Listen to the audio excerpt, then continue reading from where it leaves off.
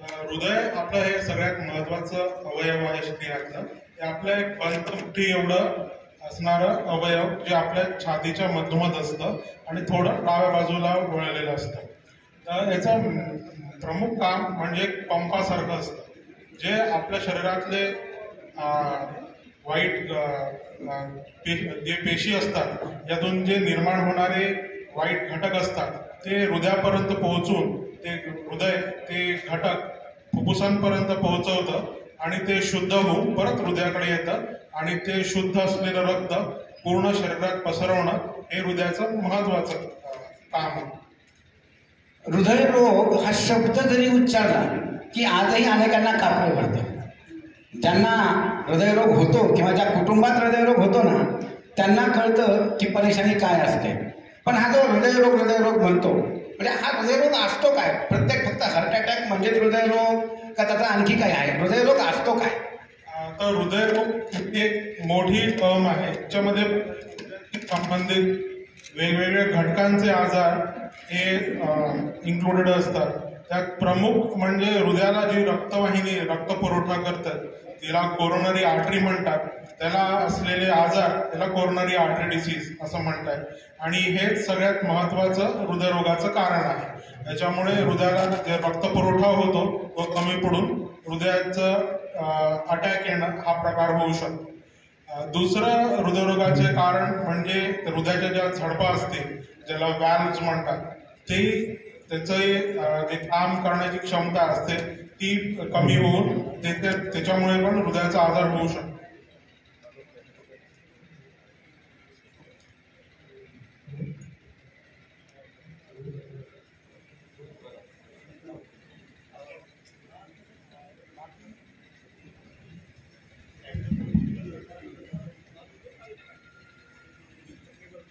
Hello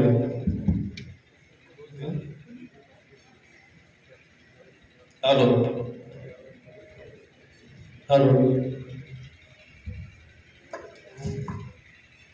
बाकी छोटे छोटे कारण असतात जे एवढे काही म्हणजे जास्त रुग्णांना नसतात. ते म्हणजे हृदयातले जी कंडक्शन सिस्टम असते, हृदयाची गती जिथून निर्माण होते त्याचे आजार असतात. त्याच्यामुळे कमी होणे याचा आजार होऊ शकतो. त्याच्यावरून हृदयावर जे आवरण असतं पेरिकार्डियम त्याचे आजार असले तरी हृदयरोग होण्याची शक्यता असते. पण जे आपल्याला सगळ्यात महत्वाचं आहे ते कोरोनरी आर्टरी डिसीज म्हणजे हृदयाला जे रक्तवाहिन्या रक्तपुरवठा करतात त्याच्यामुळे होणारे जे आजार ते आपण प्रामुख्याने हृदयरोग म्हणून ठरवतो. रात्री अपरात्री किंवा चालता चालता सुद्धा छातीत कळ आली की डोक्याला घाम नक्की येतो. तो घाम नेहमी शरीराचा असतो असं नाही, म्हणजे थरका पोहोचतो. डॉक्टर साहेब, प्रत्येक वेळी दुखणारी छाती हा हृदयरोगच असतो? असं नसेल. प्रत्येक छातीत दुखणं हे हृदयरोग नसतं, पण हृदयरोग हे प्रमुख कारण असतं ज्याच्यामुळे छाती दुखू शकते आणि हे एक जीवघेणा आजार असल्यामुळे प्रत्येक छातीत दुखणं आपण थोडं सिरियसली घेतो. तर हृदयरोगामुळे होणारे जो छातीत दुखणं आहे ते एकतर एकदम मध्यभागी होणं, त्याच्यावर पेशंटला असं जाणवतं की आपल्या छातीवर एक दगड किंवा कोणी माणूस बसलेला आहे, एकदम छाती भरून येणे आणि प्रामुख्याने चालताना किंवा काही काम करताना चढ चढताना जो त्रास होतो छाती भरून येते. छाती भरून आल्यावर थोडंसं घाम येणं, धाप लागणे हे प्रकार असेल तर ते प्रामुख्याने हृदयरोगाचे लक्षण असते. बाकी थोडंसं सुया टोचण्यासारखं होणं किंवा एक सेकंदभर दुखणं, सेकंदभरात कमी होऊन जाणं हे जनरली हृदयाचं नसतं. पण जे पण वयोवृद्ध असतात आणि स्त्रियांना बऱ्याच वेगळ्या प्रकारचे पण छाती दुखू शकतं. त्याच्यामध्ये फक्त घाम येणं, चक्कर येणं किंवा धाप लागणे हे पण त्रास हृदयरोगाचा असू शकतो. मी आता मुकुंदजी बजाज यांना विचारणार आहे. तसं आपण बघितलं की कोणती छाती दुखली म्हणजे हृदयरोग किंवा कुठं दुखायला लागलं म्हणजे तो हृदयरोग असू शकतो. तसंच हृदयरोग आणि बीपी याचाही फार जवळचा संबंध जोडला जातो. आपण आपल्यापैकी अनेक जण काय म्हणजे 50 ओलांडली बीपी शुगर सुरू झाली का हा प्रश्न असतोच. तर डॉक्टर मुकुंदजी, प्रत्येक वेळेस बीपी वाढला म्हणजे त्याला हृदयरोगच असेल असं म्हणायचं का? नाही, असं बिलकुल नव्हे. ब्लड प्रेशर, डायबिटीज, चरबी वाढणे हे हृदयरोगाचे रिस्क फॅक्टर्स आहेत. जसं डास चावल्यानंतर आपला मलेरिया होतो, तसं एक हृदयविकाराचं किंवा हार्ट अटॅकचे काही कारण स्पेशल कारण नाही आहे. डायबिटीज म्हणा, ब्लड प्रेशर म्हणा, हे सगळे हृदयरोगाचे रिस्क फॅक्टर्स आहेत. सांगण्याचं तात्पर्य म्हणजे ज्यांना ब्लड प्रेशर वाढलेलं आहे त्यांना हृदयरोग होणार आहे असं बिलकुल नव्हे. तसेच ज्यांना ब्लड प्रेशर नाही त्यांना हार्ट अटॅकचा धोका नाही असं नव्हे. फक्त एवढं मात्र नक्की आहे की ज्यांना ब्लड प्रेशर जास्त आहे त्यांच्यात हार्ट अटॅकच नव्हे पण पॅरालिसिस, किडनी फेल्युअरचे चान्सेस जास्त असतात. म्हणजे डायबिटीज, हायपरटेन्शन, चरबी वाढणे, स्थूलपणा हे सर्व हृदयविकाराचे प्रमुख रिस्क फॅक्टर्स आहेत, ते कारण नाही. मी आता डॉक्टर यशवंत राजे भोसलेंकडे जातोय. डॉक्टर यशवंत, हा हृदयरोग नेमका होतो कशामुळे? आता आपण आज महत्वाचं म्हणजे हृदयरोग म्हणजे आपण रक्तवाहिन्यांशी निगडीत आजाराशी जास्त चर्चा करतोय, पण त्या कारणाबद्दल बोलतो. सध्याची जर लाईफस्टाईल बघितली तर बदलती जीवन पद्धती, बदलती खाण पद्धती आणि अननेसेसरी मला माहित नाही कुठल्या रॅट रेसचं टेन्शन आहे, प्रत्येक जण वेगळ्या स्ट्रेसमध्ये.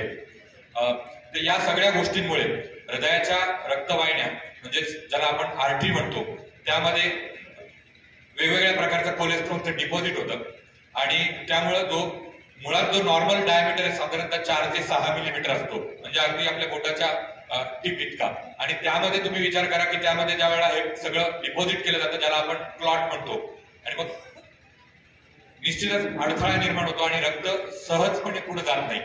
आणि एकदा आपल्याला रक्त वाहिन्यांमध्ये क्लॉट आढळत नाही, परंतु तिथला रक्तप्रवाह कुठल्या ना कुठल्या कारणास्तव स्लो होतो. वयोमानानुसार कॅल्सिफिकेशन झाल्यावरही स्लो होतो किंवा ज्यांचा डायबिटीज आहे, ज्यांना कोलेस्ट्रॉलचं प्रमाण हेवी आहे, ट्रायग्लिसराईड ज्यांचे वाढलेले असतात त्यांच्यामध्येही तो फ्लो कमी होतो आणि अशा पद्धतीने हा रोग होतो.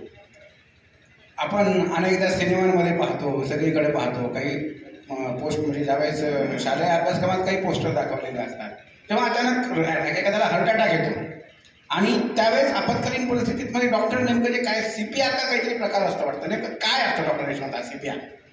CPR म्हणजे कार्डिओ पल्मनरी रिससिटेशन. म्हणजे अगदी साध्या भाषेत सांगायचं म्हटलं तर अचानक घडलेल्या घटनेच्या ठिकाणी तुम्ही जी प्राथमिक उपचार करता त्याला CPR म्हणतात. CPRचे खूप सारे फायदे आहेत. आपल्याकडे डेमो सुद्धा आहे. मी जस्ट विनंती करतो की समोरचा जो आपण डेमो पीस ठेवलेला आहे हरीश, तो जर समोर ठेवता आला तर याचं महत्व सांगताना मी आपल्याला आवर्जून आठवण करून देईल. परदेशांमध्ये आपण ज्या वेळेला शैक्षणिक प्रणाली बघतो त्यामध्ये डिझास्टर मॅनेजमेंट हा एक कोर्स आहे आणि डिझास्टर मॅनेजमेंट म्हणजे आपत्कालीन परिस्थितीमध्ये सर्वसामान्य म्हणून आपण काय करायचं आणि त्याचाच हा CPR सुद्धा एक भाग आहे.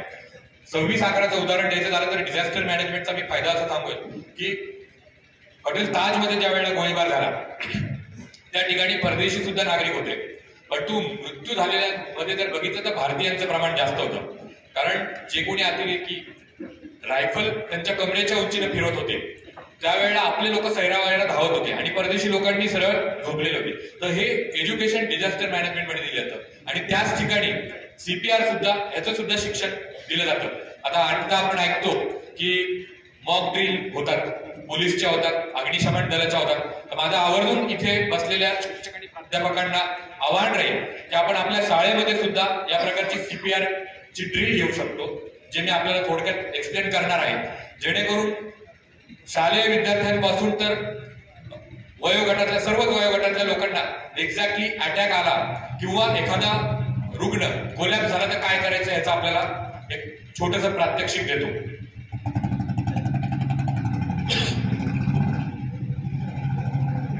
आणि 2 टेबल फक्त त्याला आडवा करायचं, समोर दिसेल.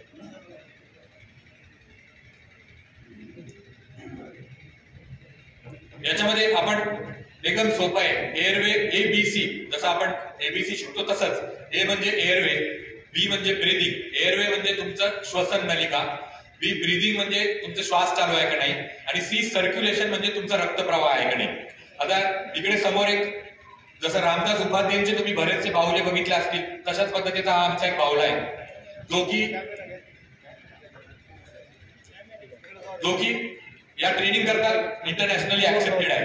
तर एखादा पेशंट पडल्यानंतर आपण जसं बघितलं असेल की अनेक शिक्षक प्राध्यापक राष्ट्रगीताच्या वेळेला कोलॅप्स झाले आणि पडले, किंवा एखादा पोहताना अचानक बाहेर येऊन पडतो आणि तो कोलॅप्स होतो. ही सीपीआरची पद्धती आपण फक्त हृदयविकाराचाच म्हणून नाही, एका कुठल्याही कोलॅप्स झालेल्या रुग्णामध्ये, मग ते ड्राउनिंग असेल, मग ते सर्पदंश असेल, इलेक्ट्रिकचा शॉक असेल, किंवा कुठलीही इमर्जन्सी रोड ट्रॅफिक ऍक्सिडेंट असेल, अशा ठिकाणी हे तंत्रज्ञान वापरलं जातं. तर हे सर्वसामान्यांनी देत असताना सगळ्यात पहिले आपल्याला सिच्युएशन असेस करायची आहे की परिस्थिती कुठली आहे, की आपल्याला अंदाज येऊन जातो की पेशंट शुद्धीवर आहे की नाही. तर त्याला एक जस्ट आवाज द्यायचा आहे, अल्लाह just show how to access his consciousness. आपल्याला जस्ट एक अशी ट्रेनिंग दिली जाते की just start, you have to say help or something like that. And ambulance will be called, and you have to tell the number of casualty as well as situation of the patient, age of the patient. म्हणजे या सगळ्या गोष्टी तुम्हाला 10 सेकंदाच्या आत करायच्या असेल. सीपीआरच्या guideline प्रमाणे तुम्हाला 10 सेकंदापेक्षा जास्त वेळ वाया घालता येणार नाही. तुम्ही जर एकटे एखादा रुग्ण अटेंड करत असाल तर सायमल्टेनियसली तुम्हाला हेल्प म्हणून ओरडायचंय किंवा कोणाची तरी मदत मागायची आहे. मदत मागणाऱ्याने योग्य त्या अँब्युलन्सचा नंबर डायल करायचा आहे आणि तोपर्यंत आपण एका मिनिटामध्ये जसे ते डॉक्टर छाती दाबतायत त्या पद्धतीने साधारणपणे 100 चेस्ट कॉम्प्रेशन द्यायचे. छाती दाबत असताना एवढी काळजी घ्यायची की 2 सेंटीमीटर पर्यंत छाती खाली गेली पाहिजे, कारण भारतीयांमध्ये आता व्हिटॅमिन D3चं प्रमाण कमी झाले, त्यामुळे बऱ्याचदा अशा पद्धतीने छाती दाबली जाते की त्याच्या बरगड्या फ्रॅक्चर होतात. आणि प्रत्येक 30 वेळा छाती दाबल्यानंतर तुम्हाला त्याचं रेस्पिरेशन म्हणजे श्वास चालू आहे का नाही ते बघायचंय. तर म्हणून आपल्याला त्याला माउथ टू माउथ ब्रिदिंग सुद्धा द्यायला लागेल. अलीकडच्या काळामध्ये कोविड पासून माउथ टू माउथ ब्रिदिंग बद्दल फारसा काही आग्रह धरला जात नाही, कारण आपल्याला माहिती आहे की श्वसनामधून बरेचसे इन्फेक्शनचं ट्रान्समिशन होतं. तर अशा पद्धतीनं आपल्याला 30 कॉम्प्रेशन नंतर 2 ब्रेथ आणि एका मिनिटामध्ये 100 कॉम्प्रेशन द्यायच्यात आणि ताबडतोब अँब्युलन्सची मदत मागवायची. मला वाटतं सीपीआर बद्दल एवढं पुरेसं आहे. नाही, पण सीपीआर आता सगळं पाहिलंच. आता मी पुन्हा डॉक्टर मुकुंद बजाज यांच्याकडे येतो. डॉक्टर मुकुंदजी, ठीक आहे, हा सीपीआर हे प्रायमरी लेवलला दिलं, पण जेव्हा एखादा अटॅक येतोय तो तुमच्याकडे येतोय, नेमके उपचार कोणते असतात, काय लाईन ऑफ ट्रीटमेंट कशी चालते? एखादा पेशंट आमच्याकडे इमर्जन्सीमध्ये आला आणि त्याला छातीमध्ये दुखतंय आणि त्याचा आम्ही ECG काढतो, त्याचे हिमोडायनॅमिक्स बघतो, हार्ट रेट, प्रेशर, आणि असं कळलं तर पेशंटला हार्ट अटॅक आलेला आहे. तर एक इंग्लिशमध्ये मी म्हणतो हा टाईम इज मस्ट. जेवढा लवकर ट्रीटमेंट होईल हार्ट अटॅकमध्ये तेवढं हृदयाचे म्हणजे जे रिस्क फॅक्टर्स आहेत, म्हणजे जीव जाण्याचा रिस्क किंवा हार्टला डॅमेज होण्याची रिस्क ती कमी होते, जेणेकरून पेशंटला वाचवण्याचे सर्वायवल बेनिफिट जास्त असतो. आलेल्या पेशंटला एकदा पेशंटच्या नातेवाईकांनी एक्सप्लेन केल्यानंतर आम्ही प्रायमरी ट्रीटमेंट जे म्हणतो, काही टॅब्लेट्स म्हणतो, त्याच्यात सगळ्यात महत्त्वाचे टॅब्लेट्स म्हणजे ॲस्पिरिन, क्लोपिडोग्रेल, ज्या अँटीप्लेटलेट्स म्हणजे त्याला आम्ही रक्त क्लॉट रिझॉल्वला मदत करण्यासाठी लागणाऱ्या गोळ्या, त्याच्यात अटोवास्टॅटिन असतात, ॲस्पिरिन असतं, क्लोपिडोग्रेल असतं, रक्त कुठून आहे म्हणून. येस. आणि समजा तर पेशंटला आम्ही प्रायमरी एन्जिओप्लास्टी किंवा थ्रोम्बोलायसिस या 2 पैकी ऑप्शन देतो. प्रायमरी ट्रीटमेंट जे हृदयाची असते तर एशियन हॉस्पिटलला आम्ही प्रामुख्याने प्रायमरी एन्जिओप्लास्टी म्हणजे हार्ट अटॅक आल्यानंतर ज्या रक्तवाहिनी पूर्णपणे तुटलेल्या आहेत त्या ओपन करण्यासाठी एन्जिओप्लास्टी करणे म्हणजे प्रायमरी एन्जिओप्लास्टी हे आम्ही पेशंट ऑप्शन देतो. मागच्या काही काळात आता सोशल मीडिया बऱ्यापैकी प्रभावी झाला आहे, आपल्या सर्वांचं अवेअरनेसही वाढलं आहे, आपण हृदयाबद्दल अधिकाधिक वाचायला लागलो आहे. तर या सगळ्या काळात अँजिओग्राफी, अँजिओप्लास्टी, बायपास, पेसमेकर हे शब्द सातत्यानं कानावर पडतात. हे नेमकं अँजिओग्राफी, अँजिओप्लास्टी, बायपास याच्यातला फरक काय, म्हणजे आहेत काय, या कन्सेप्ट काय जरा सांग. तसं आपण आतापर्यंत ऐकलंच आहे की हृदयाच्या रक्तवाहिनीमध्ये अडथळे झाले की हार्ट अटॅक येणं असं की हृदयाला रक्तपुरवठा कमी होतो आणि मग हार्ट अटॅक येतो. प्रायमरी ट्रीटमेंट झाल्यानंतर आम्ही सहसा हृदयाच्या रक्तवाहिनीमध्ये किती अडथळे आहेत त्या बघण्यासाठी अँजिओग्राफी करतो. पेशंटला 3 किंवा 3पेक्षा ब्लॉक कमी असतील आणि ज्याची सिव्हिअरिटी 70% जास्त असेल तर सहसा आम्ही पेशंटला अँजिओप्लास्टीचं ऑप्शन देतो. अँजिओप्लास्टी म्हणजे काय, तिथे जी रक्तवाहिनी जिथं नॅरो झालेली आहे तिथं बलून करायचा आणि स्टेंट टाकायचा, जेणेकरून रक्तप्रवाह वाढतो, डबल अटॅक येण्याचे चान्सेस कमी होतात. जेव्हा यदा कदाचित ब्लॉकेज जास्त असतील किंवा मेन रक्तवाहिनीमध्ये ब्लॉकेज असतील, लेफ्ट मेन ब्लॉकेज असतील किंवा ब्लॉकेज 3-4 पेक्षा जास्त असतील, तेव्हा मी सहसा पेशंटला बायपासचा ऑप्शन देतो, ज्याच्यात ते ब्लॉकेज तसेच राहतात, पण आपल्या हृदयाच्या स्वतःच्या रक्तवाहिन्या दुसऱ्या आपल्या मेन रक्तवाहिन्या ज्या ब्लॉकेज आहेत त्यांना जोडल्या जातात आणि आपला रक्तपुरवठा सुरळीतपणे चालू होतो. आता आपण किती जरी म्हटलं की तंत्रज्ञान फार पुढं गेलं असं झालंय, तरीही हृदयाचं ऑपरेशन करायचं म्हटलं की सर्वांची धाकधूक वाढतेच. म्हणजे अगदी आपण बघतो अँजिओप्लास्टी तशी अर्धा एक तासात बाहेर म्हणजे पेशंट बाहेर येतो, पण ते करताना फार अस्वस्थता असते. आता मागच्या काही काय म्हणजे मी आपल्याकडनंच माहिती घेतली की काहीतरी नवीन उपचार पद्धती अशी येते त्याच्यामध्ये आपण ऑपरेशन करत नाही, काही नाही, फिजिओथेरपीसारखे काही काय नेमकी अशी काही उपचार पद्धती आली आहे, काय विषय आहे? बेसिकली अँजिओप्लास्टी किंवा बायपासच्या व्यतिरिक्त भरपूर ऑप्शन्स आहेत जेणेकरून हृदयाचे विकार होऊ शकते. पण अँजिओप्लास्टी म्हणा, बायपास म्हणा, ह्याच्या व्यतिरिक्त ते ब्लॉकेज काढण्यासारखी कोणतीच दुसरी ट्रीटमेंट नाही. पण आजकाल आपण स्पेशली भारतात बघतो की हृदयविकाराचं प्रमाण वाढतं, कमी वयात हृदयविकाराचं प्रमाण वाढतं, ब्लॉकेजचे प्रमाण वाढत आहेत. एकदा अँजिओप्लास्टी नंतर दुसऱ्यांदा अँजिओप्लास्टी करावं लागते, तिसऱ्यांदा अँजिओप्लास्टी करावं लागते, अशी काही रुग्ण आम्ही बघतो. वारंवार ब्लॉकेज नवीन तयार होतात किंवा बायपास केल्यानंतर डबल ब्लॉकेज तयार होतात किंवा काही लोक एवढे वीक होतात की त्यांचा बायपास होऊ शकत नाही, अँजिओप्लास्टी होऊ शकत नाही आणि ते कंटिन्यू टू सफर. म्हणजे त्यांना दम लागणं, छाती दुखणं, त्यांचं दैनंदिन जीवन एकदम विस्कळीत होऊन जातं. अशा पेशंटला आम्ही नो ऑप्शन सीईडी म्हणतो. नो ऑप्शन सीईडी म्हणजे ज्याच्यात हृदयविकाराचा त्रास आहे, जास्त त्रास आहे, पण ज्याच्यात आमची कन्व्हेन्शनल ट्रीटमेंट आहे अँजिओप्लास्टीची किंवा बायपासची अशी होऊ शकत नाही किंवा करण्यात रिस्क जास्त आहे, बेनिफिट कमी आहे. अशा वेळेस आम्ही काही ऑप्शन्स नवीन चालू केले ट्रीटमेंटला. खूप दिवसांपासून आहेत, पण जसं जसं टाईम जातो तसं आम्ही जास्त पेशंट बघतो अँड देन काही पेशंटला आम्ही एकदम हॉस्पिटल होतो की आता आपण अँजिओप्लास्टी करू शकत नाही, बायपास करू शकत नाही. अशा वेळेस आम्ही नवीन ट्रीटमेंट ऑप्शन बघतो.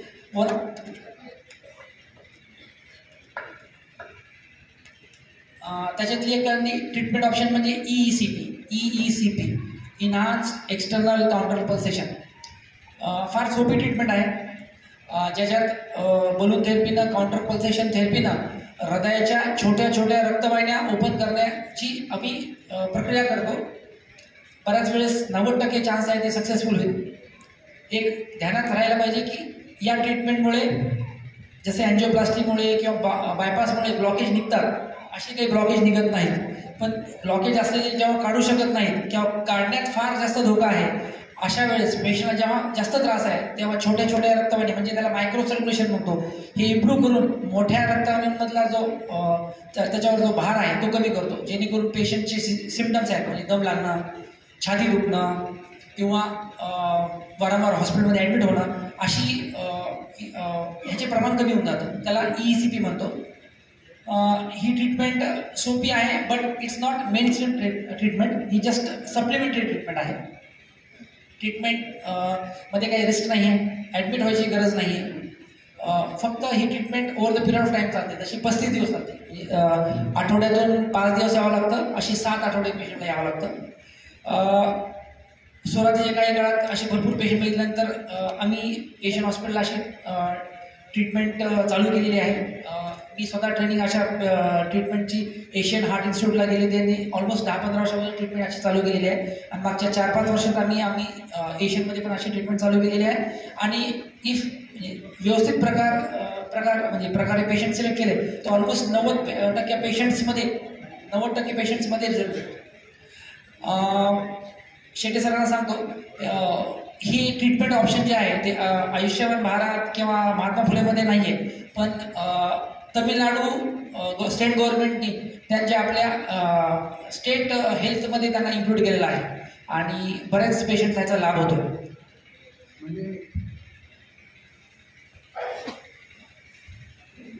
म्हणजे एका अर्थानं आपण पुन्हा कुठलाही ऑपरेट न करता बायपासच काम करतो, ब्लॉकेजला बायपास करतो आणि हृदयाचं काम सुरू ठेवतो.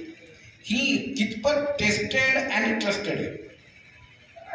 मी आता सांगितलं कन्व्हेन्शनल ट्रीटमेंट म्हणजे अँजिओप्लास्टी म्हणा, बायपास म्हणा, हे वर्षानुवर्ष आम्ही करत आहोत आणि त्याच्यात इव्हिडन्स बेस्ड आहे. ही ट्रीटमेंट नवीन आहे, मेन स्ट्रीममध्ये नाही आहे, पण अधिकाधिक यूज करून आम्ही स्वतःच आमचा त्याचा अनुभव घेतोय आणि मला वाटतं की आता पुढच्या काही वर्षात ही इट कॅन बी म्हणजे use as a supplement treatment to angioplasty और बायपास. नवीन नवीन पेपर्स आलेले आहेत जेणेकरून डेफिनेटली मॉर्टॅलिटी बेनिफिट नाही आहे, पण क्वालिटी ऑफ लाईफ अशा ट्रीटमेंटने डेफिनेटली इम्प्रूव्ह होते. धन्यवाद. आपण पाहतो म्हणजे हृदय जे असतं ना, त्या हृदयाकडे बघण्याचा प्रत्येकाचा दृष्टिकोन वेगळा असतो. हृदयाला ओळखण्याच्या प्रत्येकाच्या भावनाही वेगळ्या असतात. तसंच हृदयावर उपचार करणाऱ्या पॅथीसुद्धा वेगवेगळ्या असतात. आपण ॲलोपॅथीमधलं पाहिलंय, कन्व्हेन्शनच्या बाजूला जाऊन काही ऑदर ट्रीटमेंट होतात का पाहतोय. आपल्या सगळ्याच्या जगण्यातला एक महत्त्वाची उपचार पद्धती आहे किंवा आपल्या जगण्याचा मंत्र आहे, तो म्हणजे आयुर्वेद. आता आपण हृदयरोग आयुर्वेदाच्या अँगलनं कसा असतो ते पाहणार आहे, तिकडे वळूयात. मी डॉक्टर शिवरत्न शेटे जे MD आहेत, PMS MD आहेत, आयुर्वेदाच्या ऑल इंडिया कमिटीवर ते आयुषच्या कमिटीवर मेंबर म्हणून काम करत आहेत आणि आपण त्यांच्याकडनं जाणून घेणार आहे. डॉक्टर साहेब, हृदयरोगानंतरचा जो आहार आणि व्यायाम हे सगळं काय असतं, कसा असला पाहिजे, काय काय सांगाल? खरं म्हणजे मी आता हे क्रॉस वगैरे काही मी लोकांसमोर डोळ्यात डोळे घालून आणि हृदय संवाद करेल. आतापर्यंत आपण जी चर्चा ऐकली की झाल्यानंतर काय करावं. आयुर्वेद प्रिव्हेंटिव्ह आहे. होऊ नये म्हणून मी काय करावं, काय सांगावं, आपल्या ऋषी मुनींनी काय सांगितलंय त्याबद्दल मी तुम्हाला बोलणार आहे. इथं माननीय अमितजी आहेत, माननीय डॉक्टर राजे भोसले सर आहेत. मुकुंदजींचा प्रोफाईल बघितला, MBBS MD आणि DM थ्रूआउट गव्हर्नमेंट कॉलेज, म्हणजे एवढी गुणवत्ता. खरं तर कोणी MBBS गव्हर्नमेंट कॉलेजमधून होतं आणि कुठल्या तरी प्रायव्हेटमधून MD होतं किंवा DM प्रायव्हेट, इथं थ्रूआउट आज एका इतक्या चांगल्यांचा मिलाफ घडून आला आणि तुम्हाला ज्ञान इथं मिळतंय. मी आयुर्वेदामध्ये हजारो वर्षापूर्वी हृदयरोग कशा पद्धतीनं वर्णन केलेलं आहे आणि कसा टाळावा या सगळ्या पॅथीमध्ये आपण अँजिओप्लास्टी, बायपास हे सगळं ऐकलं. पण हे होऊ नये म्हणून मी तुम्हाला सांगतोय, जे ॲलोपॅथ किंवा जे मॉडर्न सायन्स अँजिओप्लास्टीसाठी कारणीभूत मानतं ते म्हणजे कोरोनरी ब्लॉकेज.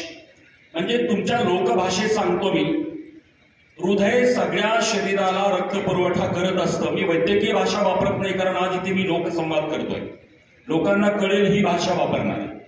हृदय हा आयडियल पंप आहे जगामधला, जो 24 तासामध्ये 72 वेळा हृदय गृहीत धरलं तर 1,03,680 वेळा पंप होतो. म्हणजे ॲव्हरेजली 1,00,000 वेळा 24 तासात पंप होणारा जगातला आयडियल पंप आहे. फार साधा सवाल आहे की आपल्या घरचा पंप असेल त्याची आपण काळजी घेतो. किती लोक तुमच्यापैकी आजार होण्यापूर्वी प्रिव्हेंटिव्ह आपला पंप चांगला आहे का याची खातरजमा करतात? हा एक फार साधा सवाल. दुसरी गोष्ट, ब्लॉकेज झाल्यानंतर अँजिओप्लास्टी आहे. मी तुम्हाला सोप्या भाषेत सांगतो, जे मॉडर्न सायन्स सांगतं की कोरोनरी ब्लॉकेज म्हणजे हृदयाला रक्तपुरवठा करणाऱ्या रक्तवाहिन्या ब्लॉक होतात. मी तुम्हाला प्रश्न टाकतो की या ब्लॉक होतात, हे ब्लॉकेज मटेरियल बाहेरून कोणी टाकत नाही, हे सिमेंट कॉन्क्रीट नाही, हे डांबर कोणी पुश करत नाही. मग तिथं जातं काय याच्यावरती आयुर्वेदाने भर दिलाय. त्याचं नाव प्लेग किंवा प्लाक असं हे जे मॉडर्न सायन्सवाले म्हणतात. आयुर्वेदाने शेवटी सोप्या भाषेत सांगतो, जशी गोडतेलाची बाटली आपण किचनमध्ये ठेवतो, खाली गाळ साठतो, तसा न पचलेला गाळ हा त्या रक्तवाहिन्यांमध्ये जमा होत असतो. एवढी साधी व्याख्या आहे. माझा आयुर्वेदाच्या रूपाने तुम्हाला सल्ला आहे की तो गाळ जमाच होऊ नये याची तरतूद ऋषी मुनींनी केली. ते म्हणजे आमसंचिते हा शब्द वापरला आहे आयुर्वेदामध्ये. मी आपल्याला सांगू इच्छितो की MBBS MD असणाऱ्या, म्हणजे फार्मॅकमध्ये MD असणाऱ्या, she was HOD of KEM hospital, department of pharmacology, MBBS MD, Sharadini Dahanukar या एका विदुषीने याच्यावरती रिसर्च केले की आयुर्वेदामध्ये सगळ्या ऋषीमुनींनी सांगितलं की आम संचिती होते. आम म्हणजे काय? न पचलेला गाळ, ज्याला हे लोक मॉडर्न वाले लोक म्हणतात की प्लेग किंवा प्लाक, सोप्या भाषेत गाळ. गाळ साठतो, एकाएकी साठत नाही. एका दिवसात पाईपलाईन ठिबक सिंचन सुद्धा ब्लॉक होत नाही, 5 वर्ष लागतात. बिल्डिंगची पाईपलाईन शिवायण्यासाठी 10-15 वर्ष लागतात. मग साधा सवाल आहे की तुमच्या हृदयाला रक्तपुरवठा करणाऱ्या कोरोनरी आर्टरीज या ब्लॉक एका दिवसात होत नाहीत. ती ब्लॉकिंगची प्रक्रिया आपण दररोज करत असतो. ऋषीमुनींनी सांगितलं याला आमसंचिती. शरदिनी डहाणूकरांनी याच्यावरती रिसर्च केला. आम म्हणजे दुसरं तिसरं काही नसून पार्शियली डायजेस्टेड फूड ज्यूस, चिपचिपा पदार्थ, चिकट पदार्थ जो रक्तवाहिन्यांमध्ये चोकअप होतो. साधा आयुर्वेदामध्ये खूप सारी कारणं सांगितली. ते म्हणजे भूक नसताना खाणे. बरेच वेळा असं असतं की आपण जेवण केलंय, पहिलं पचलेलं नसताना आपण खातोय, कुठेतरी पार्टीत गेलो, बफेमध्ये गेलो, आपला चुकीचा आहार विहार, त्याच्यामध्ये बेकरी पदार्थ सर्वात मोठं योगदान आहे. म्हणून आयुर्वेद बेकरी पदार्थाला आम संचिती निर्माण करणारा पदार्थ मानतो. कारण मोस्ट ऑफ द ठिकाणी डालडा सारखे जे कृत्रिम पदार्थ, परवा आपण बातमी बघितली असेल की भिवंडीमध्ये म्हशीच्या चरबीपासून म्हणजे देवनारच्या कत्तलखान्यामध्ये गाई म्हशी कापल्यानंतर जी चरबी निघते त्याच्यापासून कृत्रिम पद्धतीनं जे मटेरियल तयार केलं ज्याला शुद्ध तूप म्हटलं, असे ठिकठिकाणी असे डुप्लिकेट रॅकेट आहेत. आणि बेकरीच्या पदार्थामधून अनेक वेळा हे ब्लॉकेज निर्माण करणारी कारणं घडतात. म्हणून आयुर्वेद सांगतं की बेकरीचे प्रॉडक्ट हे आमसंचिती निर्माण करणारं महत्वाचं कारण आहे. म्हणून पहिलं आपण वर्ज्य केले पाहिजे ते बेकरीचे पदार्थ. क्रमांक 2, तुम्हाला आश्चर्य वाटेल, याच्यावरती ही रिसर्च झालेला आहे. दिवास्वाप नावाचा एक शब्द. दिवास्वाप म्हणजे दुपारी जेवण केल्यानंतर झोपणे. खरं म्हणजे ऋषीमुनींनी सगळ्या ग्रंथा म्हणजे आचार्य चरक, वाग्भट, सुश्रुत यांनी सगळ्यांनी लिहिलं की आयुर्वेदामध्ये दुपारी जेवण केल्यानंतर झोपणं प्रतिबंधक आहे, वर्ज्य आहे. शरदिनी डहाणूकरांना याचं आश्चर्य वाटलं. डॉक्टर संजय ओक जे MBBS MS आहेत, त्यांना आश्चर्य वाटलं की हे का लिहिलं. याच्यावरती रिसर्च झाला. सायंटिफिक पद्धतीनं टी टेस्ट, झेड टेस्ट हे सगळं अप्लाय करून लिपिड प्रोफाईल बघून बिफोर आफ्टर सगळं. तुम्हाला आश्चर्य सांगतो, हे खूप सारे ट्रायल झाले. दुपारी जेवण करून झोपणं आमसंचितीचे जे महत्वाचं कारण आहे. आपण सध्या प्रयोग करून बघा, दुपारी जेवण करा आणि झोपा, पोट गच्च होतं, रात्रीची भूक लागत नाही. आणि आयुर्वेदात हे सांगितलं की हा न पचलेला गाळ हळूहळू साठत राहतो रक्तवाहिन्यांमध्ये. म्हणजे खूप छोट्या गोष्टी आहेत. भूक नसताना खाऊ नये, अवेळी खाऊ नये, मध्यरात्री 12ला जेवतात लोक, 12:30ला जेवतात, हे सगळं विरुद्ध आहार आहे. दुसरी गोष्ट लाईफस्टाईल आयुर्वेदामध्ये मानली ती सगळ्यात महत्वाची. ब्राह्मी मुहूर्ताला उठावं याचं कारण सांगितलं. आज तुम्ही ग्रामीण भागात बघा किती लोकांना अटॅक येतात. दिवसभर काबाड कष्ट करतात, विठ्ठल मंदिरात जातात, भजनाचा टाळ मृदंगाच्या आनंदामध्ये, म्हणजे स्ट्रेस लेवल त्यांची हॅपीनेस इंडेक्स किती आहे बघा. आज पैसे आम्ही कमवतो, खूप मोठं बँक बॅलन्स आहे, पण हॅपीनेस इंडेक्स किती आहे, आनंदी किती आहेत परिवार. ग्रामीण भागात जेमतेम पैसा आहे, पण त्यांच्या चेहऱ्यावरचं समाधान हे तुमच्या आमच्या चेहऱ्यावरच्या समाधानापेक्षा कितीतरी मोठं आहे. म्हणून आयुर्वेदाने सांगितले की शांती, मन शांती पाहिजे. खाण्यापिण्यातले खूप सारे पथ्य, त्यामध्ये दही एक पदार्थ मानला. रात्रीच्या वेळेस दही खाऊच नाही, आमसंचिती होते, म्हणजे अभिशांती आहे, चॅनल ब्लॉकर आहे. याच्यावरती पण फार मोठा रिसर्च झाला. मी आपल्याला सांगू इच्छितो की हे ब्लॉकेज होण्याची छोटी छोटी कारणं आपण किचन पासून सुरुवात करत असतो. म्हणून माझी नम्र विनंती आहे की आपण किचन पासून, म्हणजे तिथून ब्लॉकेजच होऊ नये याचा विचार आयुर्वेद करतं. झाल्यानंतर ही लोक आहेतच तुम्हाला बरं करायला, पण होऊच नाही म्हणून. खरं म्हणजे इतका मोठा संजयजी विषय आहे की 1.5 तास मलाच लागेल, एवढा व्यापक विषय आहे. मी स्क्रीनवरती पण दाखवू शकतो, परंतु छोट्या गोष्टी आहेत. मी उपाय सुद्धा शेवटी सांगेन. नाही, आता आपण पुन्हा तुमच्याकडे येतो. आपण सर्वांचं ऐकलंच आहे. आता होऊ नये यासाठी आपण सांगितलं काय काय करायचंय. झाला, अँजिओप्लास्टी करावी लागली, काय कुठल्या तरी एखादी आपण सर्जरी केली, कुठल्या तरी मार्गाने केलो, नंतर काय पुन्हा पुन्हा होऊ नये यासाठी काही व्यायाम. जसं आपण आता आहाराबद्दल बोललो, व्यायाम आता काय बोलतो. मी आपल्याला छोटंसं उदाहरण देईल. आयुर्वेदामध्ये दररोज लसणाच्या 3 पाकळ्या खाव्यात. लसूण सोप्या पद्धतीचा लसूण उष्ण तीक्ष्ण सांगितलं आहे. खूप साधी गोष्ट आहे. हृदयामध्ये जे ब्लॉक होतात ते डांबराचे नसतात, सिमेंट कॉन्क्रीटचे नसतात. सिंपल. न पचलेला गाळ जातो. साधी गोष्ट आहे की डांबरावरती सुद्धा रॉकेल टाकलं तर ते डिझॉल्व्ह होतं. मग आयुर्वेदामध्ये अशा पद्धतीनं साठलेला गाळ, ज्याला प्लेग किंवा प्लाक म्हणतात, त्याला उष्ण तीक्ष्ण असणारा लसूण जर दररोज खाल्ला तर ते ब्लॉकेज निर्माण होत असताना दररोज पिघळतात, म्हणजे डिझॉल्व्ह होऊन ते बाहेर जातात. मी त्याचा वैज्ञानिक आधार देऊ इच्छितो.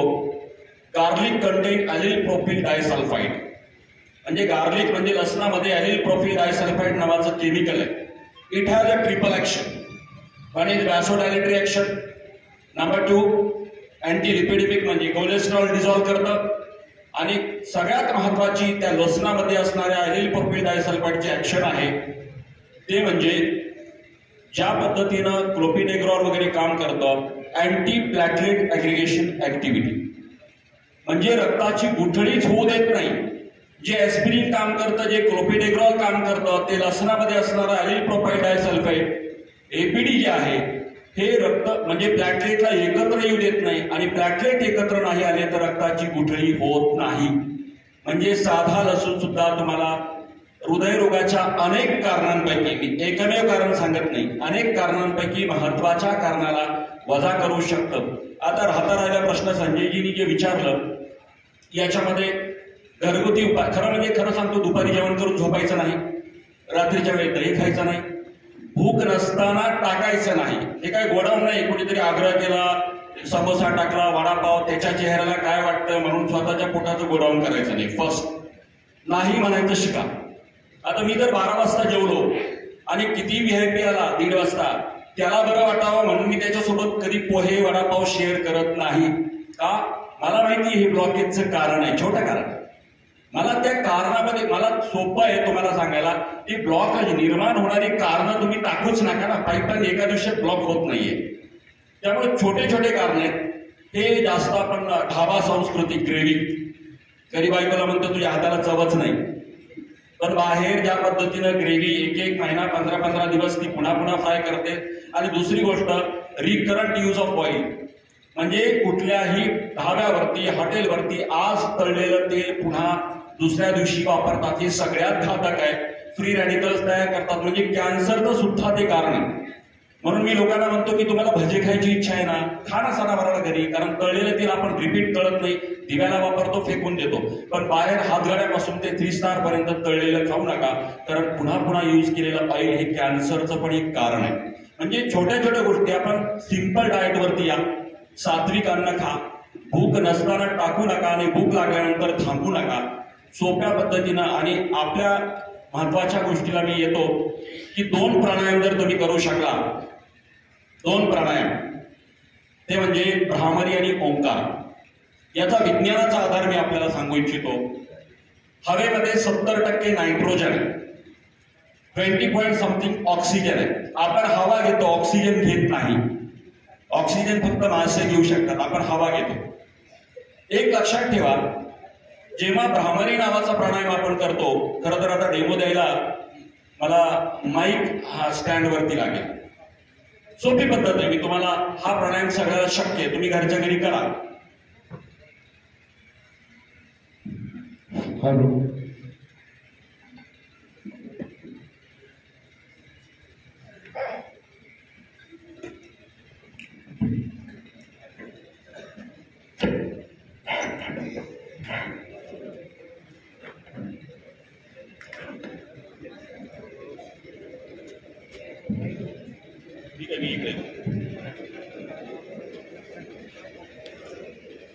एक म्हणजे भ्रमर, याचा अर्थ होतो भुंगा.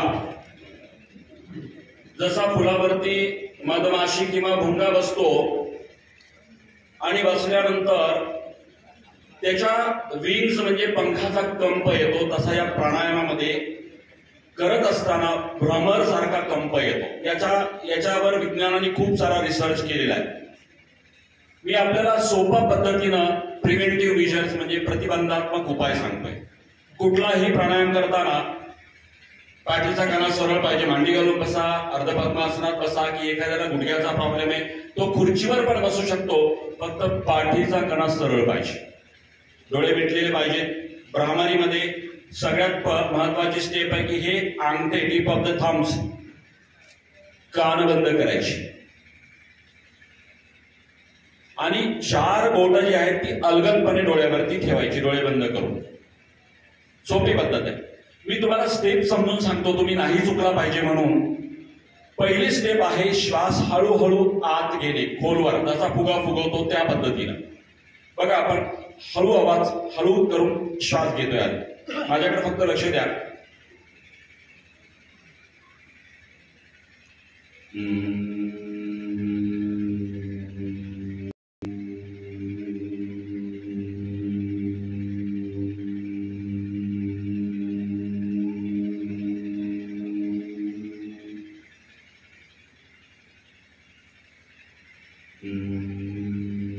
हे बंदच, म्हणजे कान आणि डोळे बंदच पाहिजे. फक्त श्वास बाहेर जाताना एक्झलेशन मस्ट बी. श्वास बाहेर जाताना तो भुंगा कसा करतो ना त्यासारखा ध्वनी करत श्वास बाहेर निघाला पाहिजे. आता याचं बेनिफिट काय, विज्ञान आधार सांगतो मी तुम्हाला. याच्यावरती फार मोठा रिसर्च झालाय. Nitrogen is present in the atmosphere air, oxygen also present in the atmosphere air. आता याच्यात काय होतं की इथे सायनसेस असतात, मॅक्सिलरी सायनस, फ्रंटल सायनस. या मॅक्सिलरी सायनस मध्ये या नाकाच्या बाजूला आतमध्ये पोकळीयुक्त जागा असते. तुम्ही कधी जादूगाराकडे ती खोपडी बघितली असेल, स्कल, तर त्याच्यामध्ये लक्षात येईल तुम्हाला. असं स्कल, याच्यामध्ये पोकळीयुक्त जागा, त्याला मॅक्सिलरी सायनस म्हणतात. विज्ञानाने याच्यावरती खूप सारा रिसर्च केलाय. या व्हायब्रेशनमुळे, due to this vibration, nitrogen get mix with the oxygen in a traces amount. There is a formation of nitric oxide. And itself nitric oxide reaches in the blood flow by the sinuses blood flow to the brain.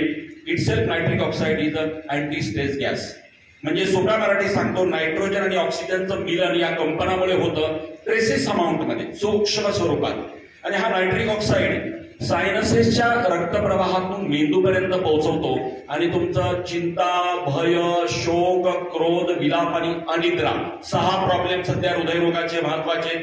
काही लोकांना चिंता असते करिअरची, राजकारण्यांना चिंता असते निवडणूक जिंकण्याची, व्यापाऱ्यांना चिंता असते चढउताराची, शेतकऱ्याला चिंता असते शेतीतलं पीक जाईल. म्हणजे प्रत्येकाला काही ना काही स्ट्रेस आहे, भीती आहे. कळत न कळत त्याचा हृदयरोगावरती परिणाम होतो. हृदयरोगाचे ते एक कारण आहे. अनिद्रा म्हणजे झोप न येणे. खरं म्हणजे हे फार महत्वाचं कारण आहे की आपण मोबाईल 10 वाजता बंद केला पाहिजे, स्क्रीन टाईम. हे पहिलं शपथ घ्या तुम्ही. काय होतं की रात्री जागरण हे सुद्धा हृदयरोगाचं कारण आहे.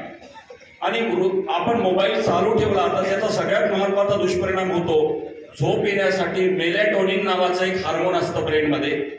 हे डार्कनेसला स्टिम्युलेट होतं, म्हणजे अंधारात ते स्त्रवतं, मेलॅटोनिनमुळे झोप येते. तुम्ही मोबाईल ऑन करता तेव्हा त्या प्रकाशामुळे मेंदूमध्ये मेलॅटोनिनचं सिक्रेशन इनहिबिट होतं, म्हणजे झोप तुम्हाला लागत नाही. फार सोपं आहे. तुम्ही मोबाईल स्क्रीन ऑफ करा, 10च्या नंतर बघू नका. झोप 10:30च्या पुढे जागरण नको, मॅक्सिमम 11.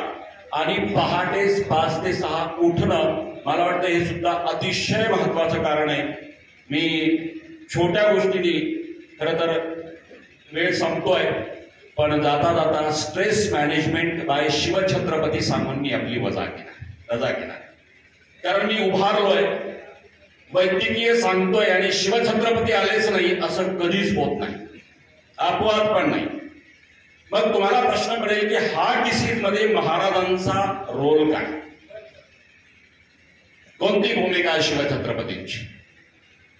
फक्त 2-5 मिनिट मोबाईल सायलेंट वरती ठेवा. कारण शिवचरित्र चालू असताना कोणीही मोबाईल वरती बोलणं म्हणजे महाराजांचा अवमान असं मी मानतो.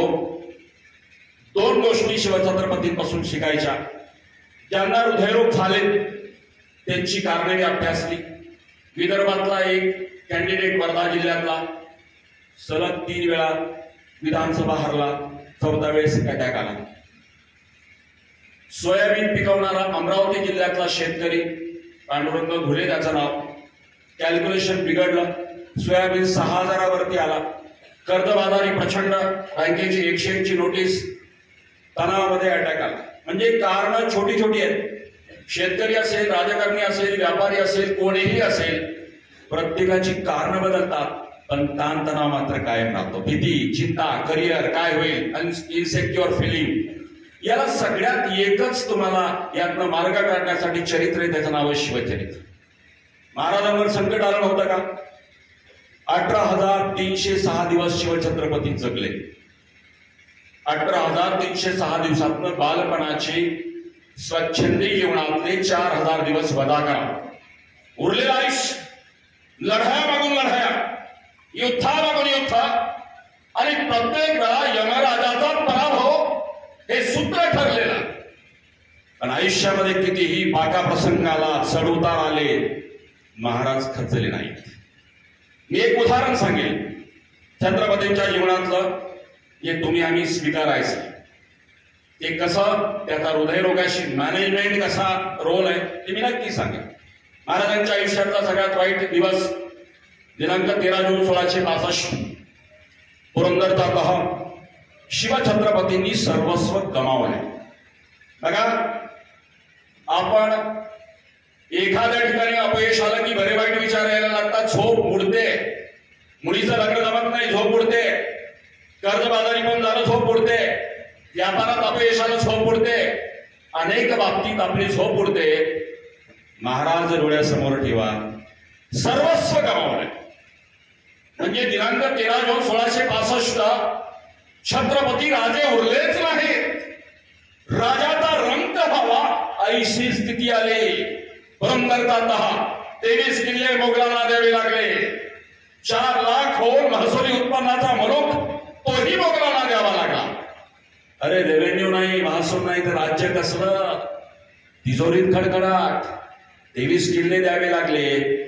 4 लाख होल महसुली उत्पन्नाचा मुलूक मोगलांना द्यावा लागला.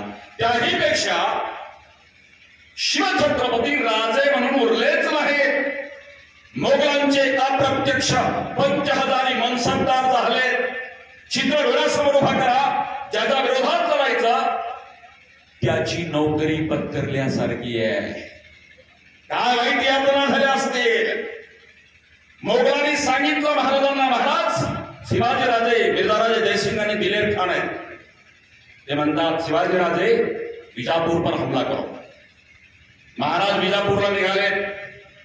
आमच्या सोलापूर जिल्ह्यात मंगळवेढेच्या ठिकाणी मुक्कामी आहेत. मी डिसेंबर 1665 सांगतोय.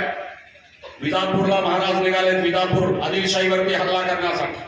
पण हा हल्ला हिंदवी स्वराज्याचा संस्थापक, हिंदवी स्वराज्याचा राजा म्हणून नाहीये. हा हल्ला मोगलांच्या वतीनं मनसबदार म्हणून हल्ला आहे. हा फरक लक्षात घ्या. तुंबा युद्ध झाला, महाराज विजापूर हल्लेत. एखादं काम चुकावं आणि धन्याने सांगावं हरकत नाही, दुसरा काम. मिर्झाराजे जयसिंग आणि दिलेर खान सांगतात, शिवाजीराजे कोई बात नहीं है, विजापुर तो आप हार गए, लेकिन अब हारना नहीं है, किले पन्हा लेना है. पन्हाला चाहिए. आदिलशाही की कब्जे में है, मुगलों को चाहिए. महाराज ठरवतात, आता हरायचं नाही. एक युद्ध हरला. महाराज कलानिधी गडाच्या जवळ आहे, जिल्हा कोल्हापूर, तालुका गडहिंग्लज. दिनांक 15 जानेवारी 1666 मध्यरात्री महाराज जमले. हल्ला पन्हाळगडावरती करायचा आहे. नेताजी पालकर येणार आहेत. महाराज मध्यरात्री थांबले. नेताजी पालकरांची वाट बघतायत. 3000चं घोडदळ घेऊन नेताजी येत आहेत. एक प्रहर झाला म्हणजे 3 तास. नेताजी पालकर आलेच नाही. महाराज स्वस्त आहेत. 16 जानेवारी 1666 उजाडले. मध्यरात्र संपली. नेताजी आला नाही. सरनौबत शेवटी फळ्याला टाच मारली आणि 3000 मराठे किल्ले पन्हाळ्याच्या दिशेने घोडदौड करायला लागले. आणि पहाटेच्या साखर झोपेमध्ये एकदम निर्धार केला, हर हर महादेव म्हणून. अर्धप्रहर युद्ध चाललं, पण 1000 मराठे कापल्या गेले. दुसरा पराभव छत्रपतींच्या आयुष्यात. महाराज तिथून परत आलेत. बघा म्हणतो ना आपण म्हणतो, देवानी माझ्यावर काय वाईट वेळ आली. एक बॅट पॅच, दुसरा बॅट पॅच, तिसरा बॅट पॅच, मी सापडलो का, असं प्रत्येकाला वाटतं. छत्रपतींनी काय म्हणायचं ते मला ह्या पराभवाचं काही वाटत नाही, परंतु तो तह होता ना, त्या तहाचा नियम असा होता की हारलेल्या राजानं जिंकलेल्या राजाकडे 6 मैल हात रुमालात बांधून निशस्त्र पायी जायचं. चित्र डोळ्यासमोर उभं करा. त्या पुरंदरच्या पायथ्याशी सासवडला मिर्झाबादे नरसिंग आणि दिलेर खानाची छावणी आहे. पुरंदरचा तहा करण्यासाठी महाराज निघाले 6 मैल पायी. चित्र डोळ्यासमोर उभं करा. एकेकाली घोड्यावरती मिरवलेला आपला राजा, प्रासंगिक पालखीत बसलेला आपला राजा त्या दिवशी घोड्यावरतीही नव्हता आणि पालखीतही नव्हता, पायी चालत होता. काय यातना होत असतील. दुतर्फा नागरिकांची गर्दी होती. माय भगिनी धाय मोकळून रडत होत्या. शिवाशाप आई भवानी आणि महालक्ष्मीला देत होत्या. देवदेवतांना सुद्धा शिवाशाप देत होत्या. एवढं विलक्षण प्रेम महाराजांवरती सामान्य रयतेचं होता. दुतर्फा नागरिकांची गर्दी होती. सामान्य धाय मोकळून रडत होते. महाराज अस्वस्थ आहेत पण डगमगलेले नाहीत. एवढा मोठा प्रसंग आहे. एवढं 23 किल्ल्याचा प्रश्न नाहीये. हा जगातला पहिला राजा या पुरंदरच्या तहा अंतर्गत स्वतःचा पोटचा गोळा 9 वर्ष शंभूबाळ मोगलांकडे तारण ठेवलाय, जामीन ठेवलाय. विदर्भात शेतकऱ्यांची आत्महत्या होत असताना धाराशिवच्या कलेक्टरने मला सांगितलं तुम्हाला गावागावात जाऊन आत्महत्या थांबवायच्या. एका प्रसंगाने शेतकऱ्यांनी वज्रमूठ बांधले आणि सांगितलं. मी त्यांना एवढंच बोललो, अरे 1.5 लाखाच्या कर्जापायी आणि कापसाचं पीक गेलं म्हणून आत्महत्येचा विचार येत असेल. 10 एकर जमीन तारण ठेवली आहे, बँकेकडे गहाण ठेवली आहे म्हणून आत्महत्येचा विचार येत असेल तर स्वतःचा पोटचा गोळा शंभूराज, स्वतःचा राजाचा पोटचा गोळा शंभूराजे मोगलांच्या दिलेर खानाच्या छावणीत जामीन म्हणून ठेवलेला जगातला पहिला राजा आहे. त्यांनी काय करावं विचार. पोटचा पोरगा जामीन ठेवावा लागला तरी महाराज डगमगत नाही. दुतर्फा नागरिकांची गर्दी होती. अस्वस्थ आहेत राजे. मुठी कैशाली बळला पण कमरेला भवानी तलवार नाही, कारण निशस्त्र जायचा हा तहाचा नियम होता. दुतर्फा नागरिकांच्या गर्दीमध्ये आपला राजा वाट काढत चालत जात असेल. थाय मोकलून रयत रडत असतील. पण त्याही अवस्थेमध्ये सर्वस्व गमावलंय. त्याही अवस्थेमध्ये आत्महत्येचा विचार महाराजांच्या मनाला स्पर्श करून गेला नाही. सर्वस्व गमावल्यानंतर सुद्धा त्या अवस्थेमध्ये महाराजांच्या मनात एकच विचार होता, आज गमावलाय, ही वेळही निघून जाईल. आय विल कॉन्कर इट, मी पुन्हा मिळवेल.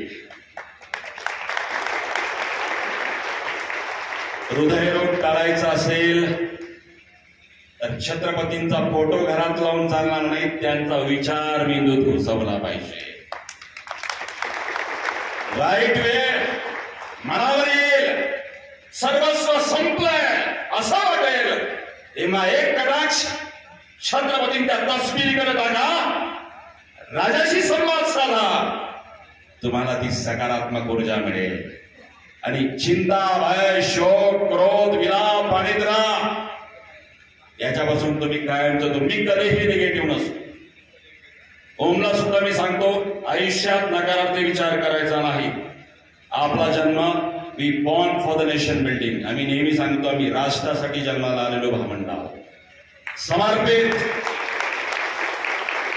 दादा एवढंच सांगेल, कधीतरी हृदयावरती आयुर्वेद 1.5 तास सांगेल मी, 10-15 मिनिटाचा विषयच नाहीये माझा.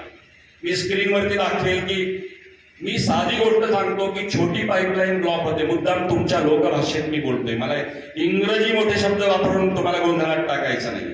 हृदयाच्या रक्तवाहिन्या म्हणजे कोरोनरी आर्टरी, छोटी पाईपलाईन. सवाल खूप साधा आहे, छोट्या पाईपलाईन मध्ये गाळ कुठून येतो तर मोठ्या पाईपलाईन मधून येतो, म्हणजे आतड्यातून येतो. या आतड्यालाच खराब होऊ देऊ नका. अपचन झाल्यानंतर जेवण करू नका. रोज पोट साफ होईल, त्याची क्लिनिंग होईल. साधा साधा विचार तुम्हाला हृदयरोगाच्या ब्लॉकेज पासून दूर ठेवेल. कधीतरी माजलगावकरांना आयुर्वेद 1.5 तास मी समजून सांगेल की ही प्रोसेस कशी होते ब्लॉकेज. मी प्रिव्हेंटिव्ह कार्डिओलॉजी मध्ये तुम्हाला मार्गदर्शन करेल. पण हृदयापासून हृदयापर्यंत या शब्दाला एकच उदाहरण देऊन मी आपली रजा घेणार आहे. जे डॉक्टर यशवंतराजे भोसलेंनी सांगितलं, मी खरं कौतुक करेल एका अर्थशास्त्र शिकवणाऱ्या प्राध्यापकाचा मुलगा. मला मोठी माणसं मोठी झाली तर कौतुक वाटत नाही, पण छोटी माणसं सामान्यातून असामान्य होतात तेव्हा त्याचं कौतुक करावं, साथ देऊन करावा. हा पहिला प्रसंग आहे. जनरली ओमप्रकाशाने मी एका व्यासपीठावर क्वचित म्हणजे नसतोच. ओम असेल तर मी असतो, मी असेल तर तो नसतो. सामान्यतः ओव्हरलॅप आम्ही होऊ देत नाही, त्याचं पथ्य महाराष्ट्रात आम्ही पाळत असतो. पण हा एकमेव कार्यक्रम आहे, बोटावर मोजणे त्या कार्यक्रमात आम्ही दोघे एकत्र असतो, थोरला आणि धाकला. त्याचं कारण आहे, हा पहिला प्रसंग आहे की ओमप्रकाश एका व्यासपीठावरती सलग 2 दिवस ही सुद्धा अपवादात्मक स्थिती आजही आहे आणि उद्याही आहे. याचं कारण आहे डॉक्टर यशवंतराजे भोसलेंची निस्पृहपणे रुग्णसेवा करण्याची मनोवृत्ती आणि परमपूज्य मोरेदादांचा आध्यात्मिक वारसा. ज्या घराण्याला आध्यात्मिक वारसा असतो ते वाकडं काम करू शकत नाही हा विश्वास सामान्यांचा असतो. त्यामुळे MBBS MD काय हृदयरोग तज्ञ काय होतील, पण नैतिकतेचं इमान त्याची श्रीमंती राजे भोसलेंच्या घराण्यामध्ये. म्हणून दोन्ही भावंड व्यासपीठावरती आणि ओमप्रकाश तर 2 दिवस येणार आहे. मी हृदयापासून हृदयापर्यंतचा एक संवाद साधून आपली रजा घेतो. त्यांनी जो धागा अगोदर सांगितला की गुलाबाचं फुल, खरं तर खूप अपेक्षेने तरुणाई आली की व्हॅलेंटाईनचं काहीतरी वेगळं. त्यांचा अपेक्षाभंग तुम्ही केलाय. त्यांना असं वाटलं होतं की तारुण्यावस्थेमध्ये हृदयामध्ये होणारी कंपनं याचं काही मोजमाप डॉक्टर राजे भोसले सांगतील की गुलाबाचं फुल दिल्यानंतर काय ॲड्रिनालिन चेंज होतात, आणि त्या सगळ्या तरुणाईंचा अपेक्षाभंग तुम्ही केलाय. पण जाता जाता तुमचाच धागा पकडून मी आपला समारोप घेणार. तुम्ही जे बोलला ना की गुलाबाचं फुल आपल्या आई बाबांना द्या, खरं सांगू हे फक्त छत्रपतींपासून शिकावं आहे. जगातला पहिला राजा जो माता आणि मातीवरती इमान आणि मातेचं आज्ञापालन. तुम्हाला शिवछत्रपतींसारखं व्हायचं असेल तर आपल्या आई वडिलांचं आज्ञापालन करा. काही मोठं लागत नाही, छोट्या गोष्टीतनं महाराज समजून घेत आहेत. महाराजांच्या आयुष्यातला सगळ्यात सुखाचा प्रसंग कोणता असं कोणी विचारलं तर दिनांक 6 जून 1674 तिथी होती ज्येष्ठ शुद्ध त्रयोदशी, शालिवाहन शके 1596. आनंद नाम संवत्सर. आमचा आकाश, आमची भूमी, आमचा समुद्र, आमचं चलन, आमचा ध्वज गुलामगिरीमधून मुक्त होणार. आपला राजा सिंहासनाधीश्वर होणार, छत्रपती होणार.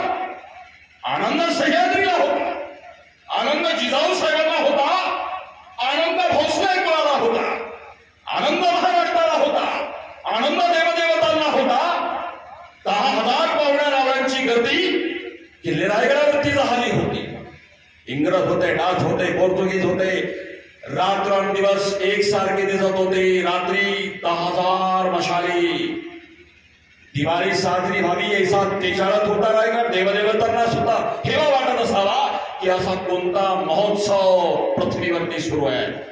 21 मे 1674 पासून विधी सुरू होती आणि थकलेल्या जिजाऊ साहेब पाछाडवरनं लेखाचं कौतुक बघायला रायगडावरती आल्या होत्या. रायगडावरचा ऊन वारा पाऊस आऊसाहेबांना सोसणार नाही म्हणून महाराजांनी रायगडाच्याच पायथ्याशी वाडा बांधून दिला होता. उन्हा तर पाछाडचा वाडा. आऊ मात्र लेखाच्या आयुष्यातला आणि आपल्या आयुष्याचा उत्कट समाधानाचा प्रसंग बघायला थकलेल्या आऊ वरती आल्या आहेत. एवढा आनंद असेल, माझा लेख सिंहासनाधीश्वर व्हावा, ऐश्वर्य उपभोग घेण्यासाठी आहे. माझा लेख राजा व्हावा, सिंहासनाधीश्वर व्हावा. तो केवळ रयतेचं कल्याण करण्यासाठी, लोकांच्या कल्याणासाठी त्या सिंहासनावरती बसावा ही आमची इच्छा लेख पूर्ण करत होता. दिनांक 6 जून आदल्या दिवशी दिनांक 5 जून 1674 महाराज आऊसाहेबांचं दर्शन घेण्यासाठी निघाले. रात्रीचा प्रसंग आहे. आऊशी बसलेली आहे. महाराज पायाजवळ बसले, एक हात गुडघ्यावरती ठेवला. अवकडे बघितलं, हृदयापासून हृदयापर्यंतचा संवाद सुरू झाला. मायलेकरांच्या डोळ्यातनं आसवांच्या धारा वाहू लागल्या. निशब्द मायलेकरांचा संवाद होता. शब्द फुटत नव्हते. आसवांची भाषा आसवांना कळत होती, हृदयाची भाषा हृदयाला कळत होती. हृदयापासून हृदयापर्यंतचा संवाद किल्ले रायगडाने अनुभवला होता. आणि जो शिवा निशब्द आपल्या अवघुला सांगत असेल, गुडघ्यावरती हात ठेवून डोळ्याकडे डोळे लावून काय महाराज सांगत असतील, गाऊ त्या लाल महालातनं लहानपणी खिडकीतनं माझं कौतुक बघायचीस. दगडमातीचे किल्ले करताना आणि लुटूपुटूच्या लढाया करताना केवढं कौतुक वाटायचं तुला. त्या दगडमातीच्या किल्ल्याचं रूपांतरण 240 किल्ल्यात करून दाखवलं ना गाऊ. आपल्या आऊला वचन देत असेल, तू जे जे स्वप्न बघितलं ते पूर्ण करून दाखवलं. गाऊ त्या पन्हाळ्याच्या वेळेत सापडलो, तू कासवी झाली. पण त्याहीपेक्षा त्या औरंग्याच्या कैदेत आग्र्यात कैद झाल्यानंतर मात्र तू पूर्ती थांबवलीस, घाबरलीस. काही वेळा माझ्या चिंतेपोटी आई भवानीच्या मोहरात आसवांचा अभिषेक पाहिला असशील. अगाऊ उद्या सुद्धा अभिषेक होणार आहे, पण तो आसवांचा नाही, सप्तगंगांच्या उदकामध्ये गागा भट्ट वेदमंत्राच्या उच्चारक राज्याभिषेकाचा अभिषेक मला करणार आहे. अगाऊ लहानपणी तू मांडीच्या सिंहासनावरती बसवलंस. रामायण महाभारत आणि श्रीकृष्णाच्या कथा सांगून माझं संगोपन केलंस. त्या मांडीच्या सिंहासनाचं रूपांतरण 32 मन सोन्याच्या सिंहासनात करून दाखवलं न ग. तासन तास हृदयापासून हृदयापर्यंतचा संवाद किल्ले रायगडाने अनुभवला असेल. इथं बसलेल्या सगळ्या तरुणाईला माझं आवाहन आहे, शिवछत्रपतींनी जसं स्वप्न जिजाऊचं पूर्ण केलं, भलेही तेवढं मोठं शक्य नसेल तर तुमच्या आई बाबांनी जे स्वप्न बघितलं असेल की माझा मुलगा किंवा मुलगी डॉक्टर होऊ दे, वकील होऊ दे, इंजिनियर होऊ दे, व्यापारी होऊ दे, IAS होऊ दे, IPS होऊ दे, चांगला नागरिक होऊ दे, जे स्वप्न तुमच्या आई वडिलांनी बघितलं ते स्वप्न पूर्ण करा. तुमच्या आईला पैठणीच्या गिफ्टची गरज नाही किंवा तुमच्या वडिलांना मोठ्या गिफ्टची गरज नाही. जे स्वप्न बघितलं ते स्वप्न पूर्ण करा. या अपेक्षेसह रजा घेतो. जय हिंद, जय महाराष्ट्र. धन्यवाद. धन्यवाद डॉक्टर. आपण आयुर्वेदाला थेट शिवचरित्राशी जोडलं आणि उपचारासोबतच ऊर्जा कशी मिळवायची हे सर्व आपण या हृदयापासून हृदयापर्यंतच्या संवादात अनुभवलंय. पुन्हा एकदा आपणा सर्वांचे खूप खूप आभार. ज्यांनी हा संवाद साधला त्यांचेही आभार. धन्यवाद.